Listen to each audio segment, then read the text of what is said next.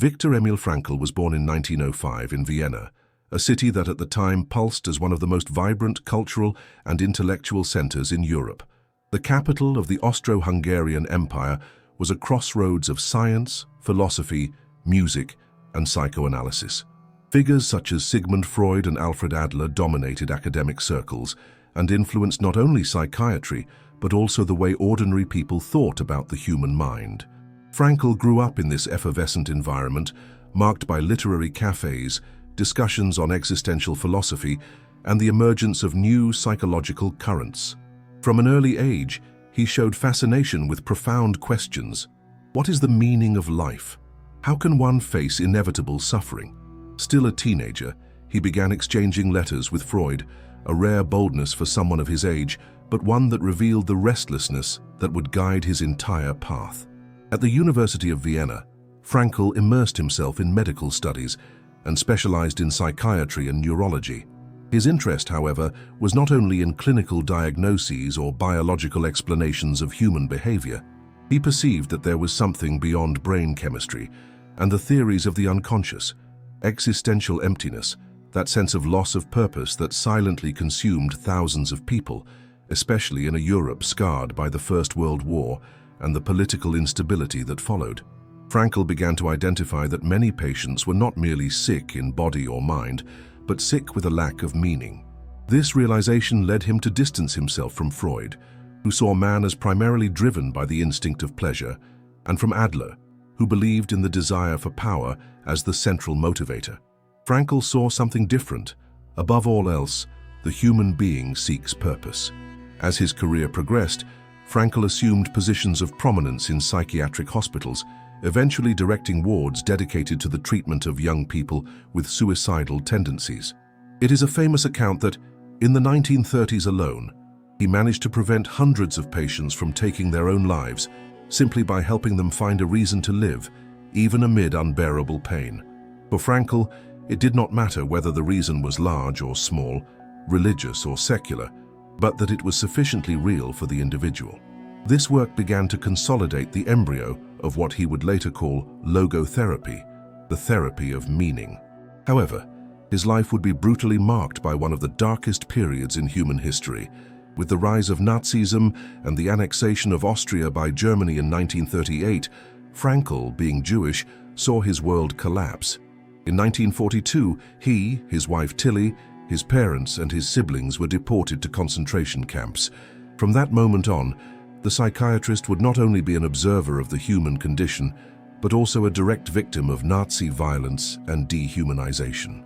It was in the hell of Auschwitz, Dachau and other camps that Frankl confirmed his fundamental intuition. The human being can lose everything, be reduced to hunger, cold, violence and humiliation, but still retains one last freedom: the freedom to choose one's attitude towards suffering. This realization was not born in an academic environment or a lecture hall, but on the muddy ground of the barracks, among corpses and cries of despair. Frankl witnessed people who, even in inhuman conditions, managed to cling to small fragments of meaning: the thought of a loved one, the hope of completing unfinished work, faith in something greater, or simply the choice not to become cruel in the face of cruelty. At the same time, he saw others succumb to emptiness, quickly losing vitality and the will to live. This experience reinforced his conviction that the search for purpose is not a luxury, but a vital necessity, as essential as air or food. For Frankl, the concentration camp became the most extreme laboratory of the human soul, a place where all psychological theories were tested in the cruelest possible reality. When the war ended in 1945, Frankl was liberated, only to discover that he had lost almost his entire family. His wife, his parents, and his brother had been murdered in Nazi camps. Only his sister Stella survived, having escaped to Australia. The personal grief he carried was immense, but instead of surrendering to despair, he chose to transform suffering into testimony and work. It was in this context that he wrote Man's Search for Meaning in just 9 days, still under the impact of his captivity memories. The book, which at first was nothing more than a personal testimony and an introduction to logotherapy, would become one of the most influential works of the 20th century, selling millions of copies in dozens of languages. The life of Viktor Frankl, therefore, cannot be separated from his thought. His theory is not merely an intellectual construction, but a direct reflection of the pain he lived through and of the capacity to transcend personal tragedy. In recounting his trajectory, we see not only a psychiatrist or philosopher, but a man who embodied what he preached: resilience in the face of adversity, the ability to find light amid darkness, and the certainty that even the cruelest suffering can be transformed into a path to purpose. His very existence is, in itself, the best introduction to the transformative power of logotherapy. Logotherapy emerged as Viktor Frankl's response to what he considered a fundamental gap in modern psychology: the absence of a satisfactory explanation for the search for meaning. While Freud argued that the primary motivation of human beings was the pleasure instinct, and Adler defended the instinct of power and personal affirmation, Frankl dared to propose a third way. For him, the essence of human life was neither the satisfaction of desires nor the overcoming of others, but rather the pursuit of a greater purpose that could give meaning to experiences. This radical proposal was not just an academic theory, but the direct reflection of his clinical practice and his observations in everyday hospital life, especially in treating patients with deep depression and suicidal tendencies.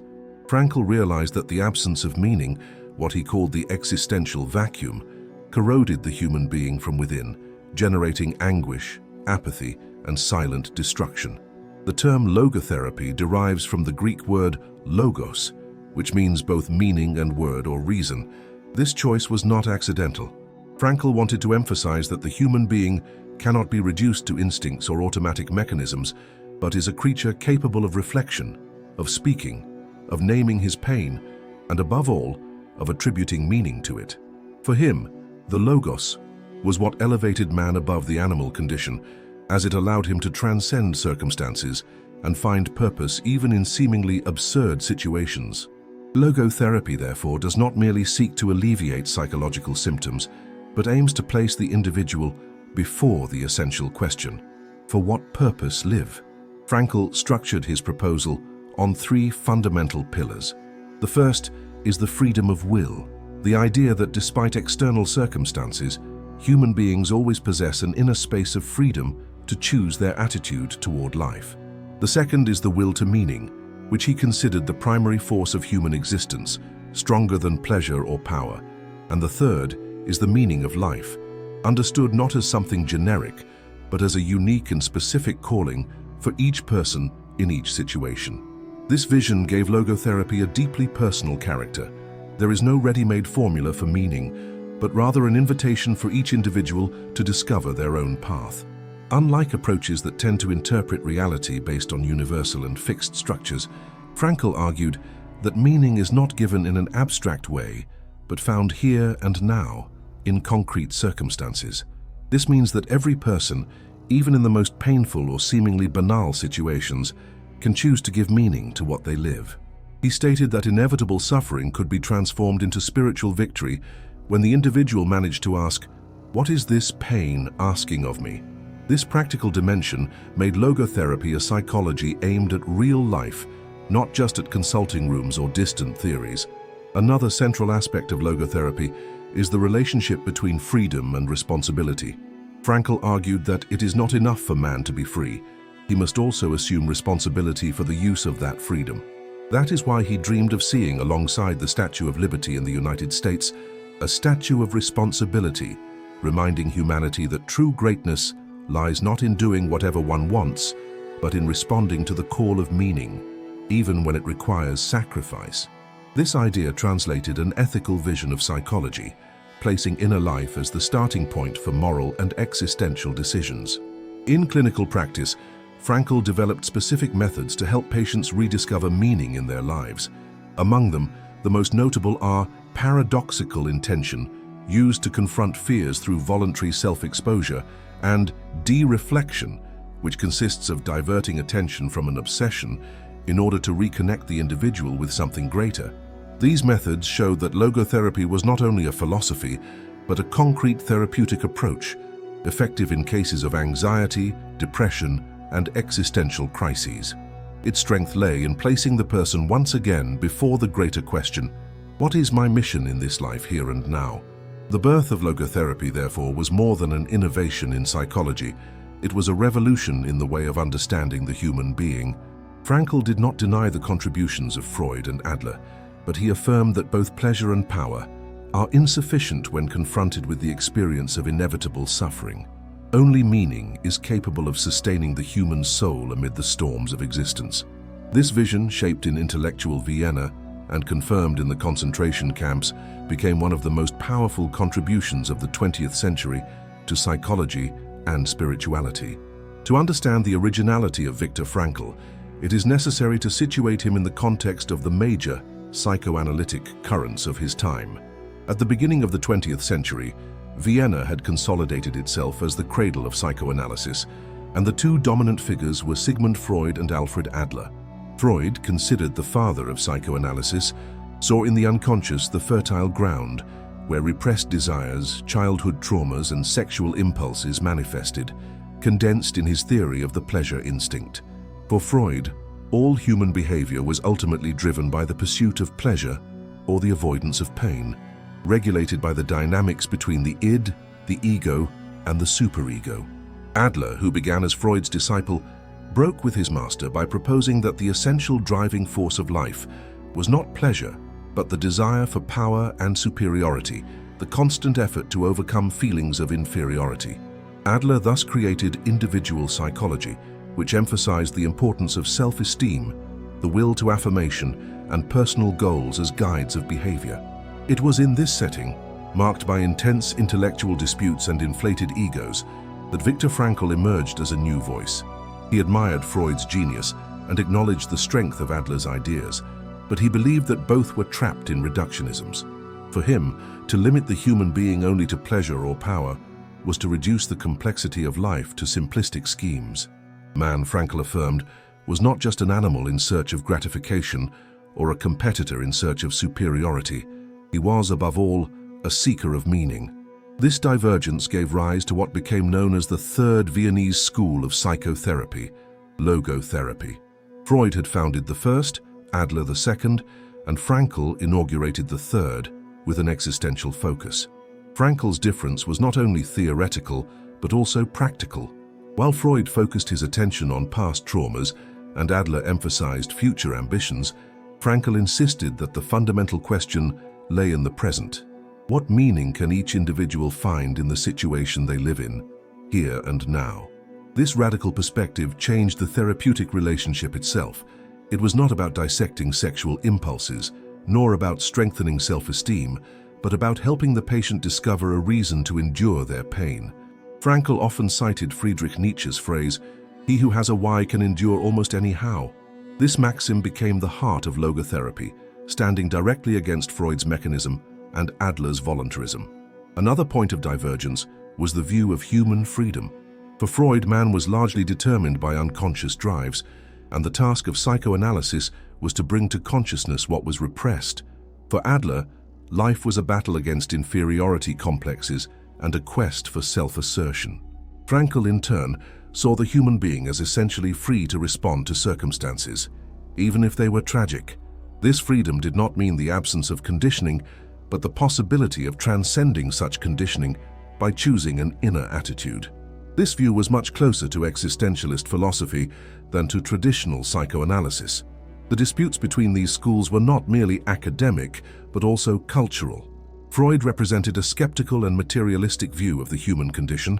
Adler brought an almost political and social tone, while Frankl introduced a spiritual dimension without necessarily linking himself to religious dogmas.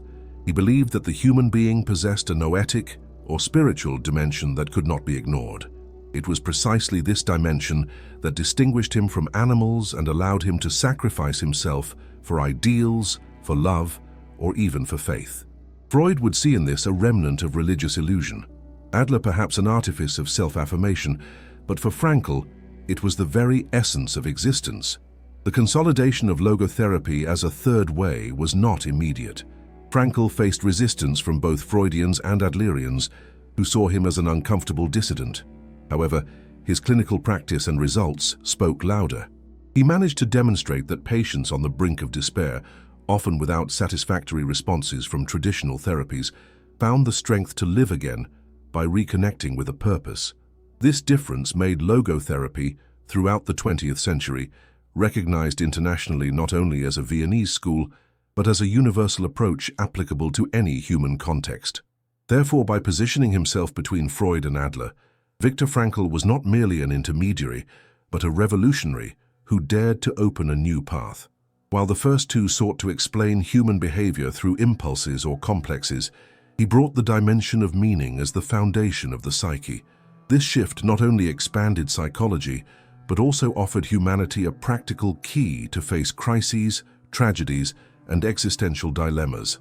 In this sense, logotherapy is not merely the third way of psychoanalysis, but perhaps the most profound synthesis between psychology, philosophy, and spirituality ever proposed in the 20th century. When Viktor Frankl was deported to Nazi concentration camps in 1942, his theory was still only a sketch in formation. Up until then, he had worked in psychiatric hospitals, written scientific articles, and consolidated his first ideas on the importance of the meaning of life. However, it was in the hell of the camps, Auschwitz, Dachau, and others, that his convictions were tested in the most brutal way. The concentration camps were not merely prisons, but true machines of dehumanization, designed to reduce human beings to mere biological survival, stripping them of dignity, identity, and hope. For any psychological theory, that was the most extreme and merciless environment possible. And it was precisely there that Frankl found the confirmation of his thesis, that man can lose everything, except the last of freedoms, to choose his attitude towards suffering. The daily life of prisoners was marked by extreme hunger, piercing cold, arbitrary beatings, and the constant threat of death. Frankl described the experience as a life reduced to the minimum, where every gesture and every thought were consumed by the struggle to survive one more day. Hard, moldy bread became a treasure, and a sip of watery soup was cause for relief. The body, weakened by malnutrition and disease, seemed unable to endure, but it was the mind that often decided who continued living and who succumbed. He realized that those who still found a reason to live, whether love for someone, the hope of finishing a work, or simply faith in something greater, had a higher chance of enduring the brutality of the camp than those who completely lost their sense of meaning. This realization was profoundly practical. Frankl noted that prisoners who gave up internally, who surrendered to absolute nihilism, did not survive long. A single sign of despair, a prisoner lying down in the mud refusing to get up, or abandoning even the minimal care for their appearance, meant that death was only a matter of days. In contrast, there were those who, even weakened, managed to find small sources of meaning, recalling the face of a wife, maintaining a silent prayer, or sharing a piece of bread with another prisoner. These attitudes were not banal gestures, but expressions of an inner freedom that the executioners could not steal. Frankl also observed how extreme suffering could be transformed into a kind of existential laboratory. The camps were the environment where all social masks had fallen, revealing the essence of the human being. Some became cruel, denouncing fellow prisoners in exchange for advantages. Others clung to solidarity and compassion, even knowing they could be punished for it. This duality revealed that, even in absolute conditions of oppression, man still chose, and that choice revealed his character. The camp, therefore, functioned as a terrible mirror, where each individual was confronted with their most intimate truth.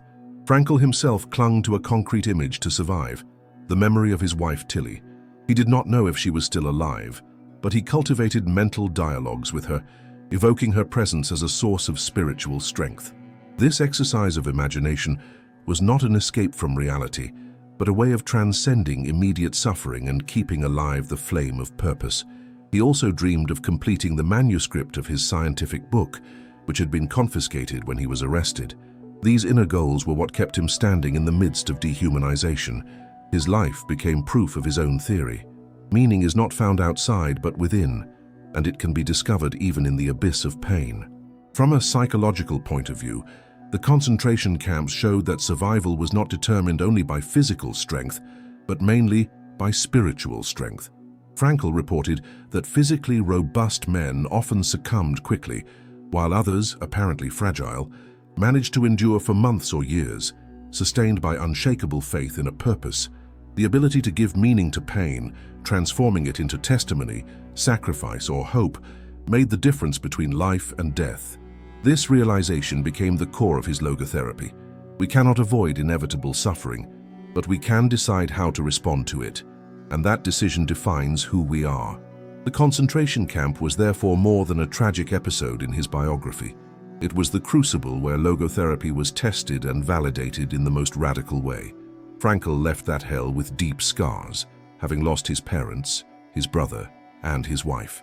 But he also left with the unshakable conviction that he had discovered a universal truth. Life has meaning in any circumstance, even in the most miserable and cruel. This message, born out of horror, would become hope for millions around the world. Among Viktor Frankl's most remarkable contributions is the identification of the phenomenon he called the existential vacuum. Unlike a psychiatric illness or a simple state of passing sadness, the existential vacuum is a condition of inner emptiness, a deep sensation that life has lost its meaning. Frankl observed that this ailment was not limited to hospitalized patients or people traumatized by wars, but manifested silently in modern society as a whole. The vacuum expresses itself in symptoms such as apathy, boredom, diffuse anxiety, and an incessant search for distractions. It is not caused by the lack of pleasures or the absence of achievements, but by the absence of a clear purpose. And it is precisely for this reason that it is so devastating, because even in the midst of comfort and abundance, the human being can feel radically lost. For Frankl, this vacuum intensified in the 20th century because the old structures of meaning, such as religion, family traditions, and social certainties, began to crumble. Modern man, freed from dogmas and rigid obligations, found himself faced with a terrifying freedom, without a clear guide. At the same time that he gained autonomy, he lost reference points. The result was a feeling of emptiness that infiltrated every layer of life. This phenomenon explains why so many people, even in wealthy societies, face deep existential crises, plunging into depression, chemical dependence, or self-destructive behaviors. The existential vacuum is not, therefore, an individual problem, but a symptom of a cultural crisis. One of the most dangerous aspects of this vacuum is that it does not always manifest explicitly. Many times it appears disguised in the pursuit of immediate pleasure or power. When human beings cannot find meaning, they try to fill the hole with constant stimuli: consumption, excessive work, addictions, superficial relationships. However, these substitutes do not satisfy. They only increase the sensation of emptiness, creating a vicious cycle.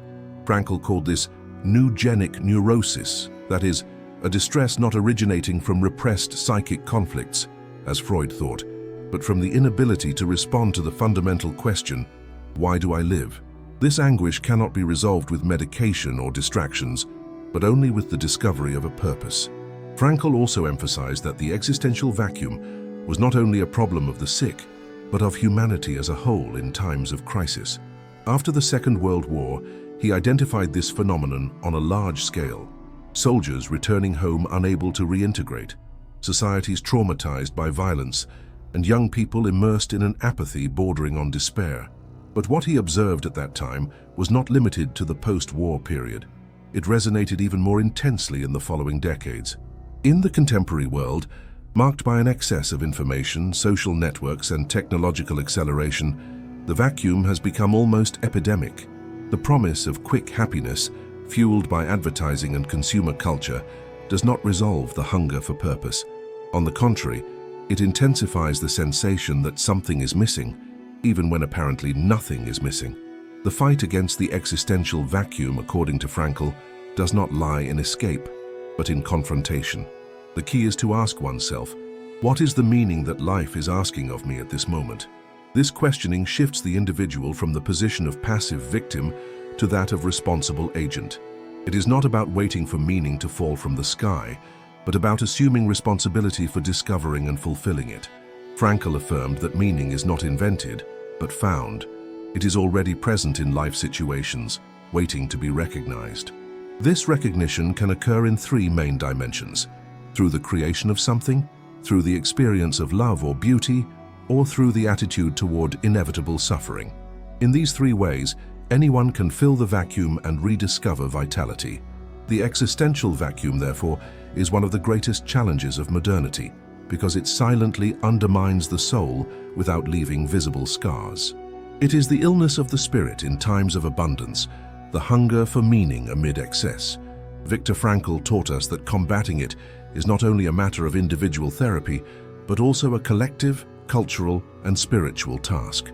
A society that does not offer spaces for meaning produces entire generations of lost people.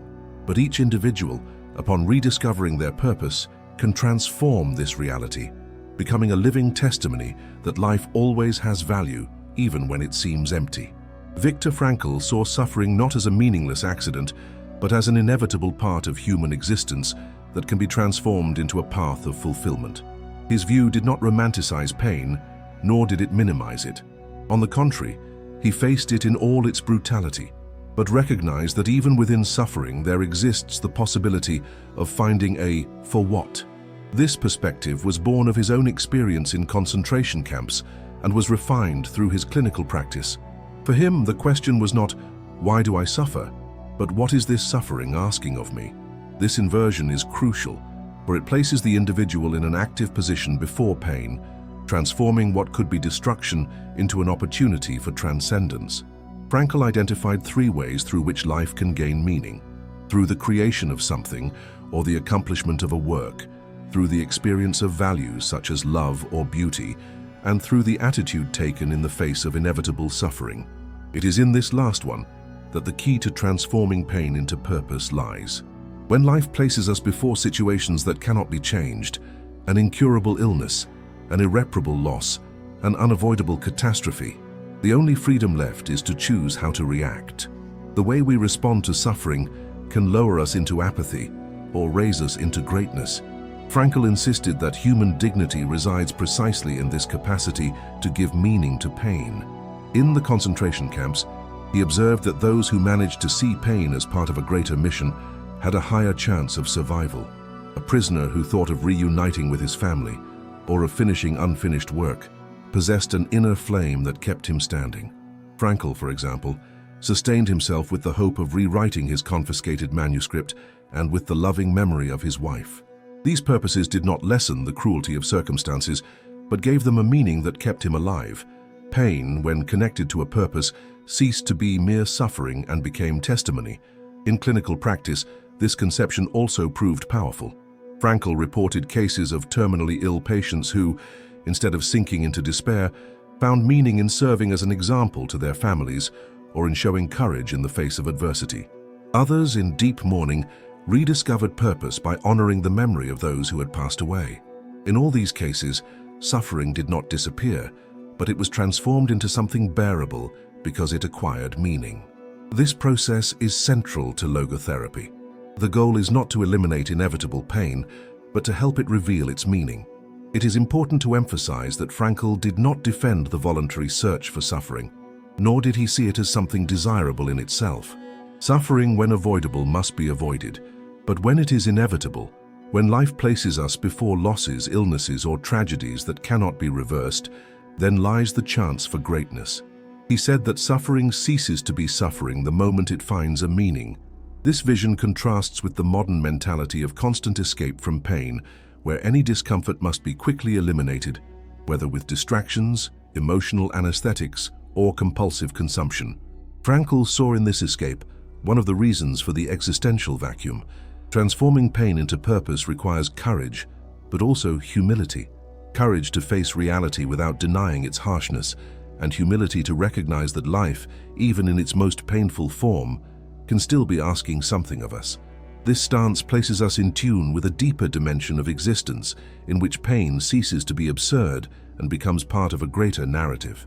That is why Frankl affirmed that the greatness of the human being is revealed not in the absence of suffering, but in the capacity to give it meaning. The role of suffering in his philosophy is therefore central. It is the arid soil where inner freedom can flourish. It is the battlefield where the individual discovers the extent to which he can be resilient, loving, and responsible in the face of life. For many, this vision was liberating because it showed that even the most desperate situations can be re-signified. Pain, instead of destroying, can become the doorway to purpose. Among all the lessons Viktor Frankl left to the world, perhaps none is as powerful as the idea that there exists a freedom that can never be taken away from the human being. Inner freedom, the capacity to choose one's attitude towards circumstances. This assertion was not born in an academic office, but from the muddy ground of the Nazi concentration camps, where everything seemed lost. There, Frankl witnessed the systematic annihilation of human dignity, starving bodies, people treated as numbers, prisoners reduced to shadows of themselves. Yet amid this scene of horror, he realized that some still managed to preserve an intimate space of autonomy, an inviolable stronghold of the soul. This was the last of human freedoms, one that neither violence nor cold nor hunger nor executioners could eliminate. Frankl described this freedom as a choice renewed at every instant. It is not about changing circumstances, often unchangeable, but about deciding how to face them. A prisoner could be surrounded by barbed wire, humiliated, hungry and exhausted, and yet still be capable of choosing whether to respond to brutality with hatred or with compassion, whether to surrender to despair or to keep alive a spark of hope. This choice, invisible to external eyes, defined the difference between spiritual collapse or the preservation of dignity. The last of human freedoms is, therefore, the sovereignty of the spirit over external reality. This conception resonates deeply with the philosophical tradition of existentialism, but it surpasses it in its practical and spiritual dimension. Jean-Paul Sartre and other philosophers had already affirmed that man is condemned to freedom, that is, condemned to choose. But Frankl brought this principle into the field of extreme experience, showing that even under conditions of absolute imprisonment, freedom does not disappear. On the contrary, it becomes even more evident because it is all that remains. This inner freedom is what allows the human being to remain human, even when stripped of everything. It is what makes resilience, faith, and transcendence possible in limit situations. In the concentration camps, Frankl observed concrete examples of this freedom. There were prisoners who, even while starving, shared their piece of bread with someone even weaker. Others who, in the face of cruelty, chose to maintain silent kindness, discreetly helping a fellow inmate. These gestures, small in appearance, were enormous in significance, living proofs that inner freedom remained intact. Frankl concluded that the true battlefield was not only the physical struggle for survival, but the spiritual combat to preserve this inner freedom against annihilation. In clinical practice, the notion of inner freedom also proved essential. Patients in deep depression, consumed by pain, discovered that they could not change the loss of a loved one, but they could choose how to deal with that absence. People with terminal illnesses learned that they could not avoid death, but they could choose to live their last days with dignity, turning them into a testimony of courage. This perspective gave back to the patient something that no medication could provide: the awareness that despite everything, there was still a space of autonomy that belonged to them. This freedom, however, should not be confused with an illusion of omnipotence. Frankl was clear in affirming that it doesn't give us power over circumstances, but over ourselves. We are limited, conditioned, and often crushed by external forces, but within those limits, there is always a space for decision. And it is in that decision that our greatness rests. Inner freedom is ultimately the essence of human dignity. For this reason, Frankl insisted that the last of human freedoms is not only a psychological resource, but also an ethical calling. Every choice we make in the face of suffering is a response to life's challenge. We can respond with despair, bitterness, and resignation, or we can respond with courage, love, and hope. This decision, invisible to the world, defines not only our individual destiny, but also the testimony we leave behind. For Frankl, inner freedom is what reminds us that, even in the darkest abyss, we still have the capacity to say yes to life. After the Second World War, humanity found itself facing a crisis of meaning without precedent. Cities lay in ruins, millions of people had lost family members, faith in civilization had been shaken, and the belief in inevitable progress had been crushed by the horrors of Auschwitz, Hiroshima, and Nagasaki. In this devastated scenario, nihilism found fertile ground. Nihilism, understood as the denial of any ultimate value or purpose, became a shadow that haunted both survivors and new generations. For many, the question was inevitable. How can one believe in the meaning of life after so much barbarity? It was in this context that Viktor Frankl emerged as a singular voice, offering a response radically opposed to despair. His proposal was clear. Purpose is the antidote to nihilism, and rediscovering meaning is the only way to rebuild not just individuals, but entire societies. Frankl perceived that when faced with emptiness, modern man had two options: to sink into apathy or to rediscover a purpose. He called the first option neurogenic neurosis, a sickness of the soul marked by the loss of direction. This was what he observed in traumatized soldiers, in broken families, in young people with no horizons. Nihilism fed boredom, hopelessness, and indifference. In contrast, the second option, rediscovering meaning, was what allowed tragedy to be transformed into reconstruction. This transformation was not abstract, but concrete. It meant dedicating oneself to a cause, loving someone intensely, or finding the courage to suffer with dignity. Frankl showed that meaning does not disappear even in the face of catastrophe. It only needs to be rediscovered and embraced as a personal task. Frankl's response was more than therapeutic. It was cultural and spiritual. He understood that nihilism could not be healed solely through public policies or material reconstruction, but required an inner renewal of humanity. Logotherapy offered this path, placing the individual once again before the responsibility of finding a purpose. Frankl challenged his patients, and by extension society as a whole, with the question, not what I expect from life, but what life expects from me. This inversion dismantled the passivity of nihilism and returned to people an active call to respond to the existential challenge with courage. Life, he said, always has something to ask of us, even when everything seems meaningless. The relevance of his message in the post-war period can be compared to a spiritual balm for millions of people. Man's search for meaning became essential reading for those who sought to understand how to move forward after devastation. The book showed that suffering does not have to be the end, but can become the foundation of a new beginning. Frankl did not offer easy promises of happiness, but the conviction that purpose is possible under any circumstances. In doing so, he disarmed nihilism, showing that the absurdity of existence is not defeated with definitive answers, but with the courage to assume responsibilities in the face of life's mystery. Frankl also warned of the risks of a culture that, instead of confronting emptiness, tries to fill it with immediate pleasure or superficial power. He saw in this a disguised form of nihilism. When the pursuit of consumption, status, or entertainment replaces the pursuit of purpose, the result is an even greater emptiness. This critique, made in the middle of the 20th century, sounds even more current in the 21st century, marked by hyperconnection, information overload, and identity crises.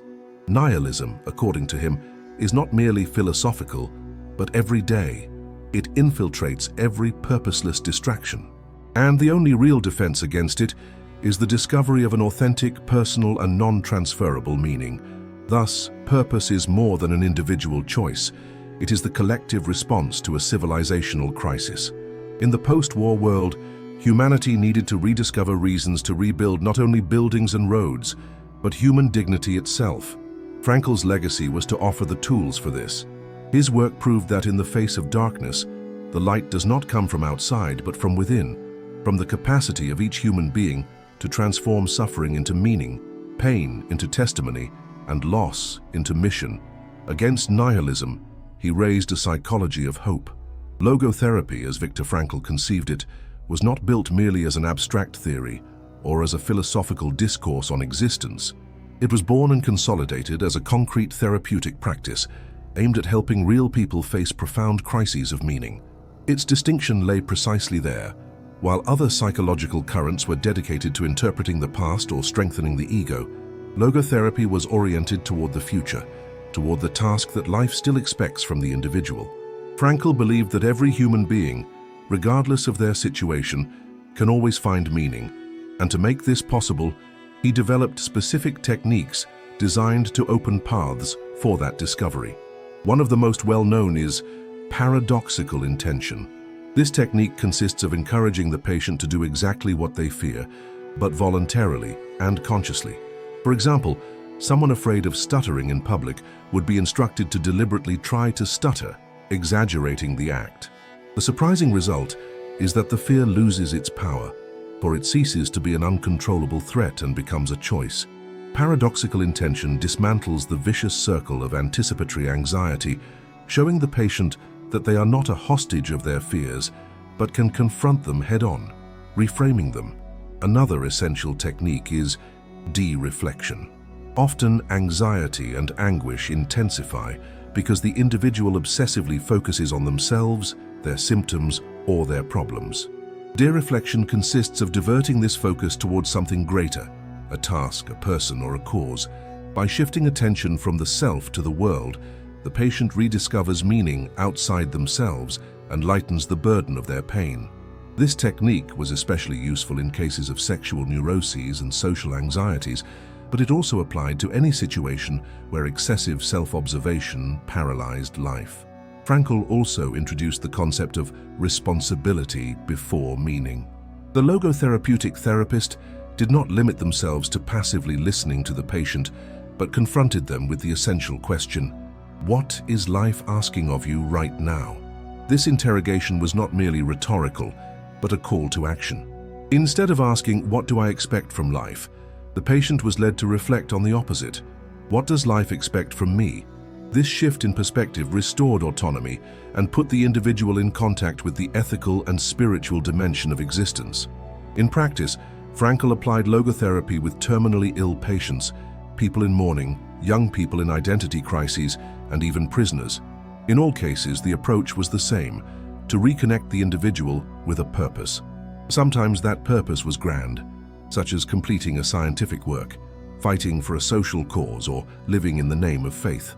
Other times it was something seemingly simple, like caring for a child, passing on a value, or even enduring suffering with dignity to inspire others. In all cases, the result was the same. The weight of emptiness diminished because life gained direction. It is important to note that logotherapy did not promise to eliminate inevitable suffering. On the contrary, it taught people to face it constructively. The patient was not treated as a passive victim, but as a being capable of choosing their attitude. This view restored lost dignity and strengthened resilience. Many patients, upon realizing that they still had a role to fulfill, rediscovered unexpected strength to continue living. For this reason, logotherapy is often called the therapy of responsibility. It is not enough to recognize emptiness. One must respond to it with action. Frankl said that man does not invent meaning, but discovers it in circumstances, and the therapist in this process is merely a guide who helps the patient see what was already present in their life, but hidden by despair. This characteristic makes logotherapy both simple and profound. Simple because it is based on direct questions, profound because it touches the very core of human existence. Thus, the practice of logotherapy is not limited to the consulting room. Its techniques can be applied in daily life by anyone facing dilemmas, crises, or inevitable pains. It is a living philosophy, one that transforms suffering into opportunity, fear into courage, and emptiness into mission. It is a practice that requires discipline and courage, but offers in return the possibility of rediscovering what we all seek: a purpose worth living for. Although Viktor Frankl was not a direct disciple of Carl Gustav Jung, the dialogue between their ideas is inevitable, since both explored dimensions that went beyond Freudian reductionism. Jung broke with Freud by asserting that the human psyche could not be explained solely by repressed sexual impulses. There were symbols, archetypes, and a spiritual dimension present in the collective unconscious. Frankl, in turn, also distanced himself from both Freud and Adler by affirming that the search for meaning is the primordial force of existence. Although they came from different paths, both shared the intuition that the human being is not just an organism driven by pleasure or power, but a being in constant relation with the transcendent. The parallels between Jung and Frankl are evident in the way both recognize that spirituality is essential for psychic health. Jung spoke of individuation, the process by which a person integrates their shadow and archetypes until becoming whole, while Frankl spoke of discovering the unique meaning of life, something that no other person could accomplish. In both cases, there is an invitation to transcendence, to the overcoming of mere biological survival. Jung relied on the study of myths, religions, and ancestral symbols. Frankl based himself on the concrete experience of pain, on confronting existential emptiness, and on the ethical response to suffering. However, there were significant differences. Jung believed that the collective unconscious manifested itself through universal images, archetypes that transcended cultures and eras, such as the hero, the mother, and the wise old man. Frankl, on the other hand, emphasized that the meaning of life was personal and non-transferable and could not be reduced to universal myths. For him, every human being is called to a unique mission, and it is in this singularity that one finds fulfillment. Jung sought timeless patterns. Frankl sought the concrete task that life presents to each individual in the present moment. Another difference lay in their relationship with suffering. Jung saw psychic pain as part of the individuation process. The encounter with the shadow was inevitable to integrate the personality. Frankl also recognized the inevitability of suffering, but viewed it as an opportunity for ethical and spiritual transcendence. For him, suffering could become a testimony of human greatness, as long as it was assumed with dignity and responsibility. Jung placed the focus on inner integration, Frankl on the response to life's external calling. Despite these divergences, it is undeniable that the two visions complement each other. Jung offered a profound understanding of symbols and the collective unconscious, while Frankl brought the practical dimension of responsibility before meaning. Both helped free psychology from the prison of Freudian materialism and opened the way for a broader approach that integrates spirituality, ethics, and transcendence. It is possible to say that Jung provided the language of archetypes, and Frankl provided the ethics of choice. The meeting between these two thinkers did not occur in formal debates, but it continues today in the imagination of readers and therapists who find in both resources to deal with human crises. Jung taught that we must dive into the symbols that inhabit us. Frankl taught that we must respond to life with purpose. Together, even through different paths, they showed that the human soul cannot be reduced to instincts and mechanisms, but is called to rise toward meaning and wholeness. One of the most fascinating aspects of Viktor Frankl's work is the way he approached spirituality. Unlike dogmatic religious approaches anchored in rites, creeds, and institutions, Frankl spoke of an essential spirituality, rooted in human experience and accessible to everyone, regardless of organized faith. He called this dimension noetic, a term derived from the Greek nous meaning mind or spirit. For Frankl, the human being cannot be understood only through its biological or psychological dimension. There is something more, a spiritual dimension, that manifests itself in the search for meaning, in the ability to love, to sacrifice, and to connect with something greater than oneself. This spirituality does not need to be tied to a specific God, but it is the openness to the transcendent that gives life its depth. Frankl did not reject religion, but he did not consider it indispensable either. In his view, even a staunch atheist could live spiritually if they were capable of transcending the ego and finding purpose outside of themselves. The transcendent in this case is not necessarily a divinity, but the more that exists beyond the immediate. It can be dedication to a cause, loving devotion to a person, or the contemplation of beauty. This spiritual openness became evident in concentration camps, where many prisoners, even without formal religious faith, found strength in improvised prayers, memories of loved ones, or small acts of kindness. For Frankl, this demonstrated that spirituality is a constitutive dimension of the human soul, not merely a cultural addition. His emphasis on a spirituality without dogma was also a response to the crisis of faith in the 20th century. After 2 world wars and the collapse of traditional systems of belief, millions of people found themselves orphaned of spiritual references. Nihilism threatened to corrode the collective soul, and logotherapy offered an alternative to rescue the spiritual dimension without depending on closed systems. Frankl stated that modern man needed to rediscover the transcendent, but in a free, personal, and responsible way. The meaning of life cannot be imposed from outside. It must be discovered in the intimate relationship between the individual and the call of existence. This stance explains why Frankl's work resonates across different cultural and religious contexts. Christians, Jews, Buddhists, Muslims, and even atheists find points of identification in his writings. His language is universal because it does not demand adherence to dogmas, but invites each person to discover their own source of transcendence. This openness aligns with the idea that suffering can be endured when connected to a purpose. whether religious or not. For some, this purpose is God. For others, it is family, art, science, or solidarity. The essential point is that there must be a connection to something greater than the self. Frankl also believed that the spiritual dimension became most evident in moments of crisis. When everything else fails, pleasures, status, security, what remains is the ability to look beyond the immediate and to say yes to life, even in suffering. This openness to the transcendent makes it possible to transform tragedy into testimony, loss into mission, and pain into dignity. Spirituality in this sense is not an escape from reality, but the courage to face it with a perspective that transcends material limits. Thus, spirituality without dogma in Frankl's work is both radical and inclusive. Radical because it demands personal responsibility. No one can delegate to another the task of finding their meaning. Inclusive because it excludes no tradition or belief, but dialogues with all. It is this combination that made his message a universal legacy. He showed that, even in a fragmented and secularized world, the search for transcendence remains the key to a full and meaningful life.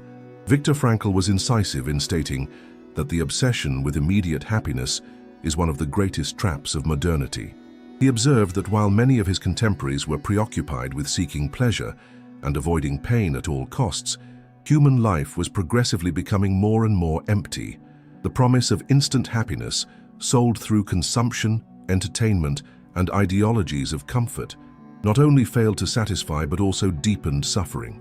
This is because, according to Frankl, happiness cannot be pursued directly.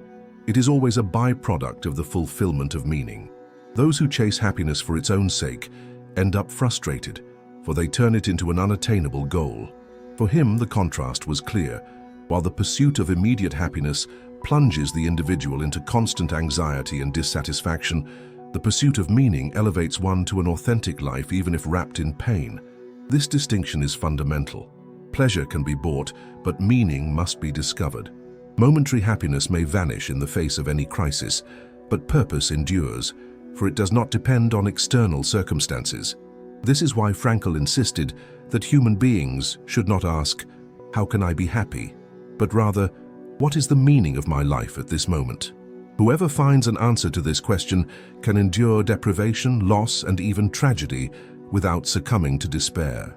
Frankl saw in the relentless pursuit of happiness a reflection of what he called the existential vacuum. People who do not know what they live for try to fill the void with immediate pleasure. But since that pleasure is fleeting, it turns into frustration and a vicious cycle of dissatisfaction. This pattern is easily observable in contemporary society. Incessant consumption, the pursuit of thrilling experiences, the obsession with social recognition, and the compulsion for digital distractions. All of this provides temporary satisfaction, but does not resolve the essential question: what makes life worth living? When this question is ignored, happiness becomes increasingly distant, like a horizon that is never reached. Frankl's critique also extended to psychological schools that promised happiness as the central goal of therapy. For him, this was a reductionist and dangerous view because it ignored the spiritual dimension of human beings. Life is not an amusement park where the aim is to maximize pleasure and minimize pain. It is a journey marked by challenges, losses, and inevitable suffering. On this journey, what sustains us is not pleasure, but meaning. Frankl illustrated this with his own experience. In the concentration camps, no one could speak of happiness. What kept prisoners alive was the hope of reuniting with a loved one, finishing a piece of work, or simply bearing witness to courage in the face of brutality. Pleasure was non-existent, but meaning was possible. This vision also serves as a critique of what we now call the happiness culture, the obsession with displaying a perfect life on social media, with achieving an idealized standard of success, beauty, and pleasure, is a new form of nihilism. It masks the void but does not fill it. Frankl would say that as long as we pursue happiness as an end in itself, we will always be slaves to comparison and dissatisfaction. The true path is not to chase happiness, but to take responsibility for meaning.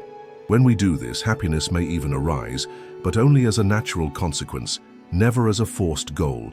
Thus, the danger of seeking immediate happiness lies not only in its fragility but also in its capacity to divert human beings from their true vocation, responding to the call of meaning. Life asks of us courage, dedication, and responsibility, not merely pleasure. Whoever understands this frees themselves from the tyranny of the endless pursuit of satisfaction and discovers something much deeper, the serene joy that arises when we know what we are living for. When the Second World War ended, humanity did not emerge only from material ruins, but primarily from an unprecedented psychological and spiritual devastation. The collective trauma was visible in soldiers, survivors of concentration camps, broken families, and entire societies that had lost not only their loved ones, but also their confidence in the future. Scientific progress, which until then had seemed like an inevitable path to civilization, had revealed itself capable of producing gas chambers and atomic bombs. In this context, the question was not only how to rebuild cities, but how to rebuild the meaning of life. It was precisely at this point that Viktor Frankl's voice became essential. Frankl returned from the hell of concentration camps, carrying the direct experience of dehumanization and irreparable loss. He had lost his wife, his parents, and his brother. Yet instead of surrendering to despair, he transformed his pain into a mission. He published Man's Search for Meaning, a work that not only narrated his experiences in the camps, but also presented to the world his practical philosophy, logotherapy. The impact was immediate, because it responded to the most urgent need of the post-war era, restoring faith in the value of life. While many philosophers dove into nihilism or described the human condition as absurd, Frankl offered a perspective of hope based on personal responsibility before meaning. In traumatized societies, the relevance of his message was clear. War veterans, devastated by guilt and the violence they had lived through, found in Frankl's words a path to give meaning to what they had experienced. Widows and orphans discovered that mourning could be transformed into mission, to honor the memory of those who were gone and to continue living with dignity. Entire peoples faced with destruction were invited to see material reconstruction as a task imbued with purpose, not merely with practical utility. Post-war reconstruction required not only engineers and architects, but above all, people who once again believed that life was worth living. Frankl showed that the healing of a traumatized society did not come only through the elimination of pain, but through the resignification of pain. He said that suffering, when inevitable, could be transformed into testimony and greatness. This idea offered a concrete alternative to collective despair. Instead of denying tragedy, he proposed facing it and integrating it as part of a narrative of meaning. In this way, his message echoed not only in medical offices, but also in universities, religious communities, and social movements. His approach became a meeting point between science and spirituality, allowing people of different backgrounds to find inspiration. Over time, his work spread throughout the world and began to influence not only psychology, but also philosophy, pedagogy, and even politics. In societies that had experienced the horror of war, his emphasis on human dignity and inner freedom was an urgent call against repeating the same mistakes. Logotherapy, more than a therapeutic technique, became a pedagogy of hope, a way of teaching that even when everything is lost, life still asks us for an answer. This message helped thousands to resist the nihilism that spread like a shadow after the conflict. The relevance of Frankl in the post-war era can be explained because he did not offer cheap consolation, but a harsh and liberating truth. Life always has meaning, even when it seems unbearable. In a traumatized world, where many had lost faith, he brought back the possibility of believing. His personal testimony was irrefutable. If someone who had endured Auschwitz could affirm that life still had value, then no one else could claim that meaning had disappeared completely. In this way, Frankl became one of the most important thinkers of the 20th century, a beacon for wounded societies that sought, above all, a reason to live again. The concept of resilience, so widespread today in psychology, pedagogy, and management, found in Viktor Frankl one of its deepest and most existential expressions.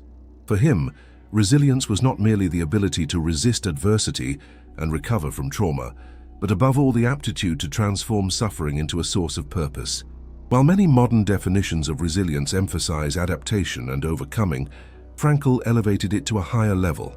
It is not enough to survive chaos. One must find within it a mission that transforms us. This is the core of the science of resilience in his work. Inevitable suffering can be converted into inner victory, as long as the individual discovers a why that sustains them. Frankl observed that in contexts of extreme suffering, such as concentration camps, terminal illnesses, or collective catastrophes, the difference between those who succumbed quickly and those who endured was the presence or absence of meaning. Resilience did not depend only on physical strength, health, or luck, but on the capacity to see pain as part of a larger narrative. This perspective was later confirmed in studies on trauma and disasters.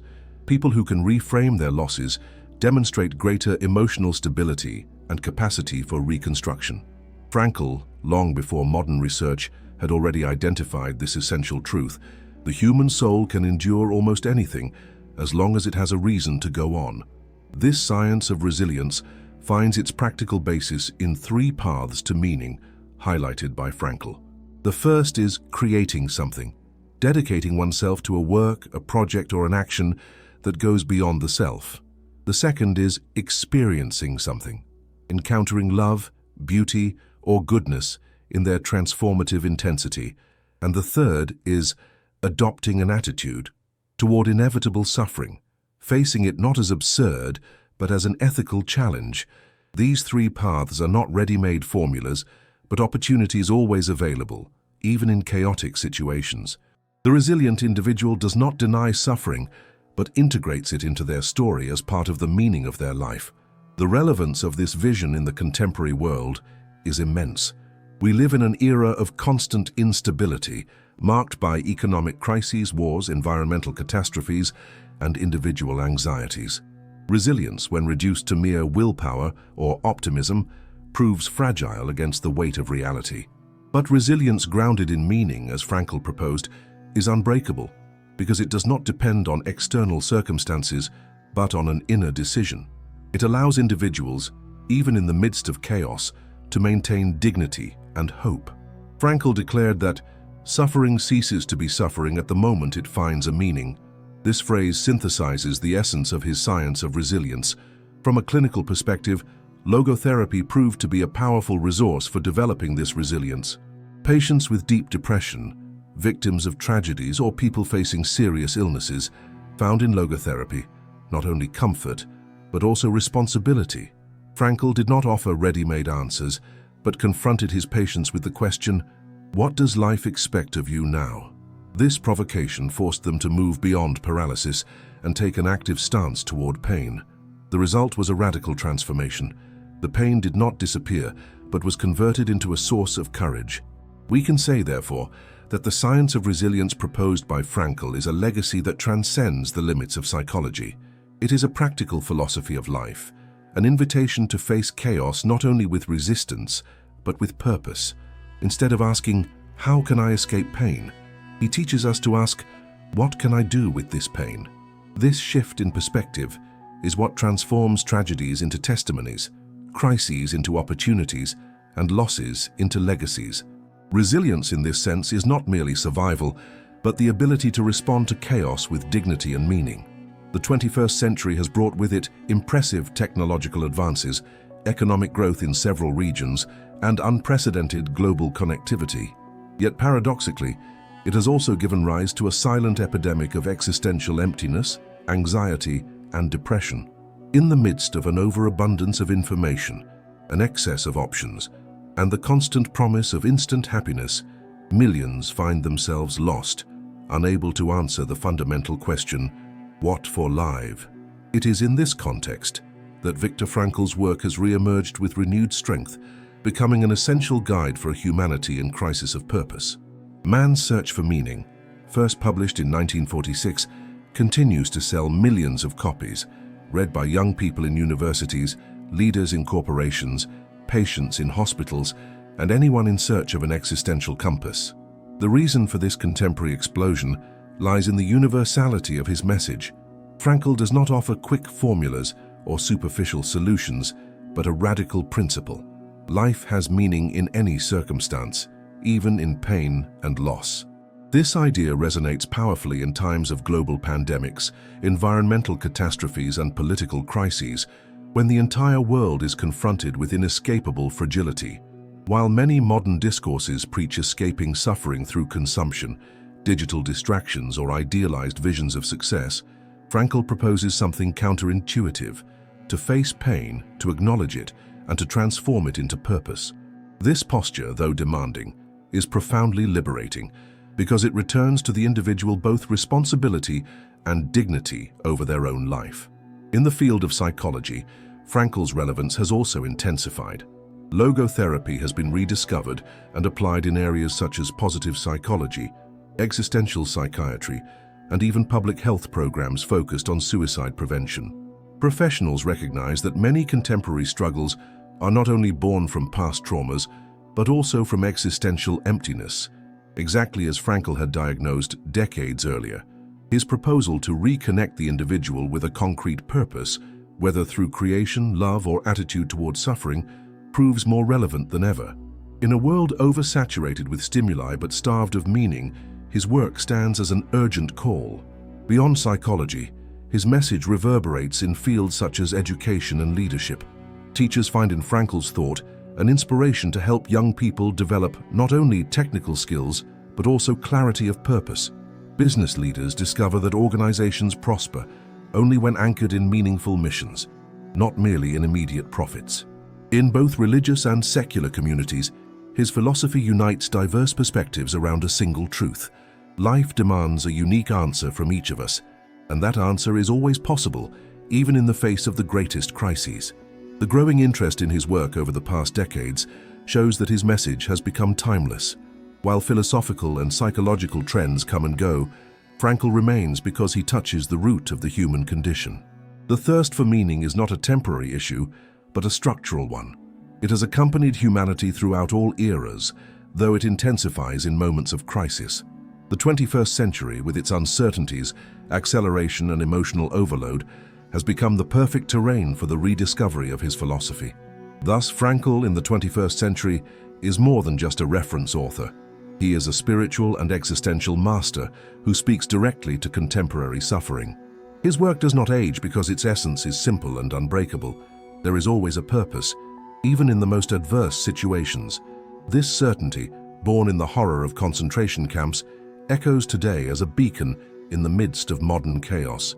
This is why his message explodes in times of crisis, because it reminds humanity that as long as there is life, there is meaning to be discovered, and that discovery is the highest form of freedom.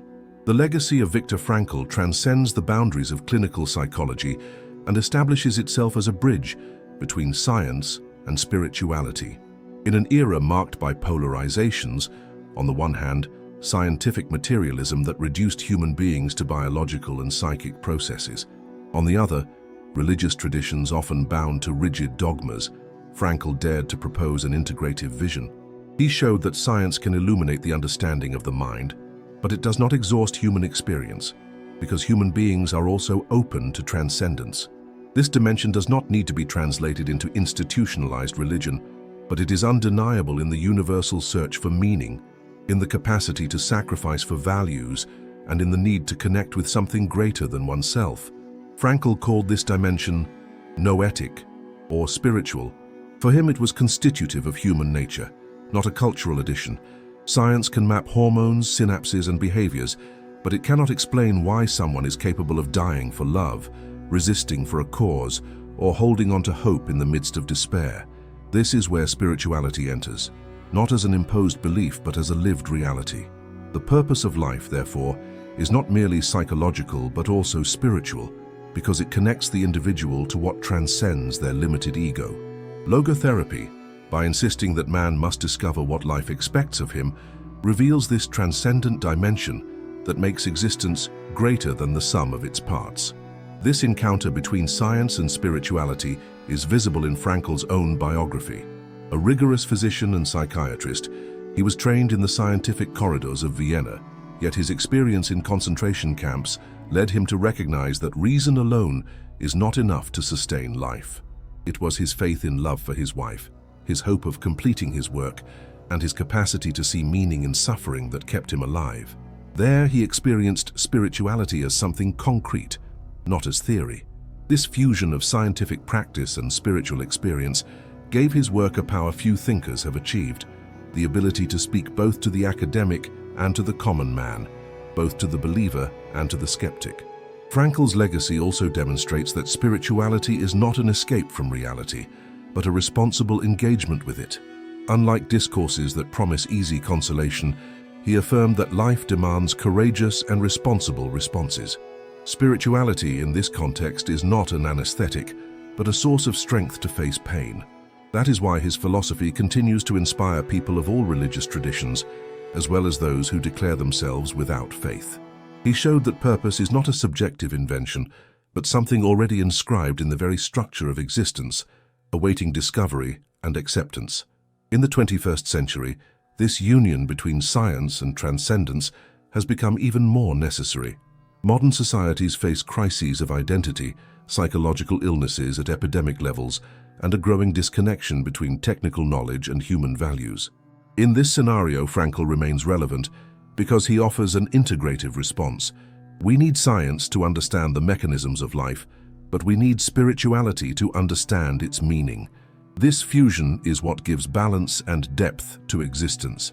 Thus, the legacy of Viktor Frankl is that of a thinker who did not separate reason and faith, science and spirituality, but showed that all these dimensions can coexist and enrich one another.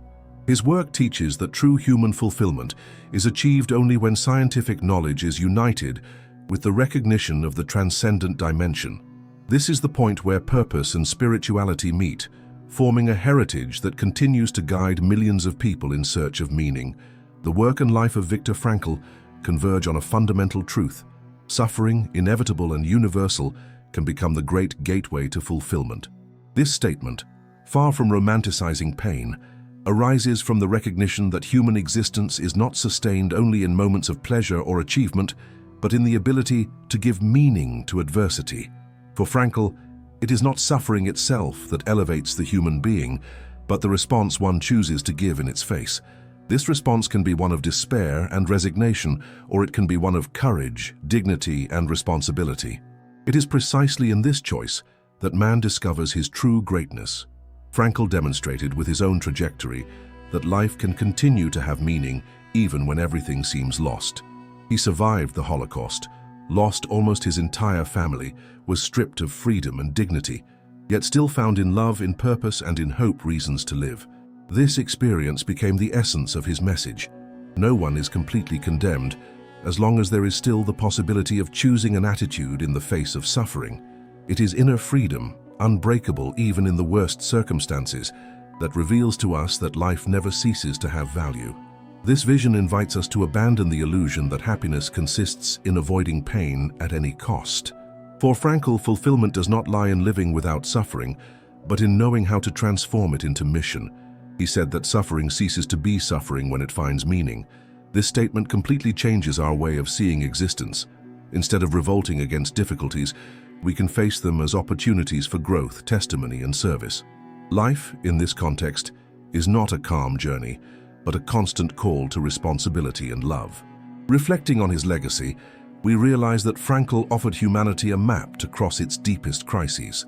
His logotherapy showed that even in a fragmented world, where traditions collapse and certainties dissolve, it is still possible to find a firm foundation, purpose. This foundation is not imposed from the outside, but discovered from the intimate relationship with the transcendent and with personal responsibility. That is why his message remains relevant in all times of crisis, because it touches the essence of the human being, which is the thirst for meaning. Frankl's final reflections lead us to understand that fulfillment is not a state of continuous pleasure, but the awareness that our life has a unique and irreplaceable mission. Every loss, every pain, every failure can be transformed into part of this mission if we have the courage to respond with dignity. Suffering, far from being an absolute enemy, can become a silent master, revealing strengths we did not know existed within ourselves. By going through pain and resignifying it, we discover a deeper, serene, and lasting joy, the joy of living a meaningful life. Thus, suffering as a gateway to fulfillment is not a theory but a living experience, proven by the very biography of Viktor Frankl and by millions of people who found in his work the inspiration not to give up. His legacy is clear. Life always demands something from us, and even in the densest darkness there is always the possibility of saying yes to existence. This is the greatest victory of the human spirit, and perhaps the most powerful lesson we can carry from Frankl's testimony.